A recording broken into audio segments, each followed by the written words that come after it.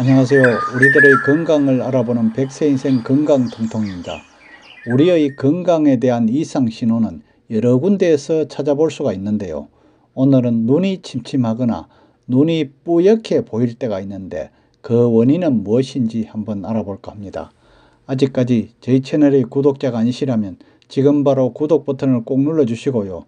좋아요와 알람 설정도 부탁드립니다.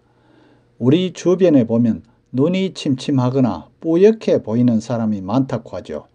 날씨가 건조해지면 이런 분들이 더욱 많아지는 추세가 생기는데요. 저도 그렇지만 모든 사람들이 어떤 일을 할 때 가장 집중되는 것이 바로 눈인데요. 그래서 그곳이 불편하다면 일상이 힘들어지고 계속 눈이 침침할 경우가 생긴다면 눈 건강에 집중해 주시는 것이 정말 중요하다고 할 수 있답니다. 눈이 뿌옇게 보이거나 침침한 원인 그 첫 번째로 안구 건조증이랍니다.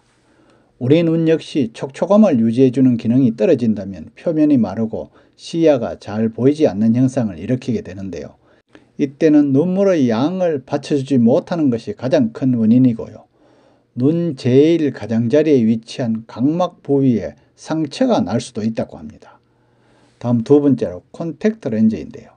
안경은 이제 패션과 미를 위해서 많이 착용하는 것이 일반화되었고요.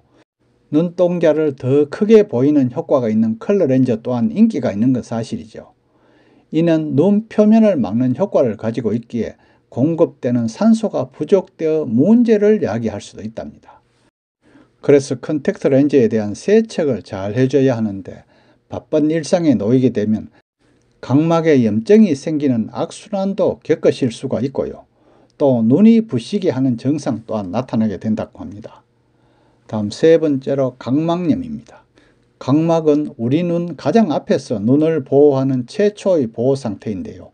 이는 주로 여름철에 자주 나타난다고 알려져 있지만 앞서 말한 렌즈 사용 등으로 인하여 요즘은 계절과 관계없이 나타나는 경우가 많답니다.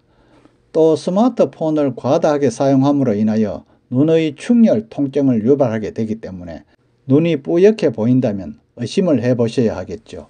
다음 네 번째로 포도막염입니다. 생소한 단어일 수는 있지만 각막은 외부에 있다면 이 부분의 경우는 안구 안쪽에 위치한 것으로서 얇은 막이라고 보시면 되는데요. 갑자기 이상한 먼지 같은 것이 보이기 시작한다면 포도막염을 의심해 볼 수 있답니다. 눈이 부시게 하는 증상이 나타나고 시력 저하로 인하여 잘 보이지 않는 현상을 일으킬 수 있기 때문에 알아두시면 좋을 것 같아 미리 알려드립니다. 다음 다섯 번째로 백내장인데요. 나이대가 젊으신 분들은 크게 해당 사항은 없지만 눈 사용이 점점 많아지면서 나이대가 내려오지 않을까 하는 질환 중의 하나이고요.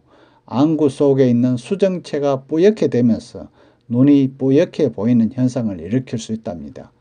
체온이 1도 상승하면 면역력이 거의 5배 정도 증가하고요.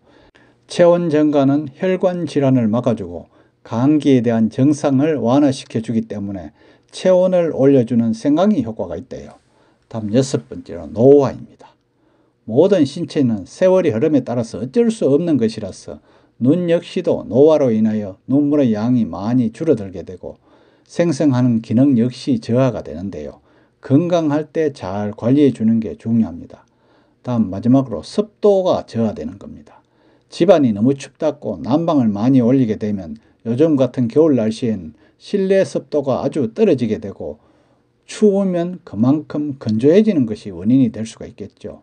따라서 가급적이면 가습기 같은 것을 이용하여 실내 습도 관리를 해주시면 눈도 그렇지만 목 건강에도 도움이 되니 꼭 기억하시기 바랍니다. 다음 눈 건강 확인이나 그 치료법에 대해서 한번 알아볼까요? 눈이 뿌옇게 보이거나 침침할 때 확인이 가능한 방법으로는 안구를 움직였을 때 건조하여 뻑뻑한 느낌이 들고 한쪽으로 보았을 때 갑자기 통증이 느껴지는 경우가 가장 많다고 합니다. 이는 안구 건조증의 대표 통증이라고 볼 수 있고요. 바람이 부는 경우에는 더 시리고 흰자의 경우에는 충혈 현상을 보이고요. 눈곱이 자주 끼어서 뿌옇게 보인다고 합니다. 평상시에 스마트폰 사용 시간을 줄이거나 사용 후 휴식 시간을 주고요. 이때는 눈 깜빡임을 해주거나 안구 운동을 해주어 눈물샘을 자극해 주시는 것도 도움이 된다고 합니다. 너무 심한 경우라면 저만액, 그러니까 인공 눈물을 사용하여 건조함을 완화시켜 주시는 것이 중요하고요. 원인이 다양하기 때문에 검사를 제대로 받고 치료받는 것이 중요하다고 합니다. 오늘은 눈이 침침할 때 눈이 뿌옇게 보일 때가 있는데 그 원인이 무엇인지 알아보았는데요. 눈이 뿌옇게 보이기 시작하거나 시린 증상이 나타난다면 꼭 본인의 눈 건강 상태에 따라서 치료 시기를 잡아주는 것이 더 악화되지 않을 수 있음을 기억해 주셔야겠죠. 끝까지 시청해 주셔서 감사하고요. 구독도 꼭 부탁합니다.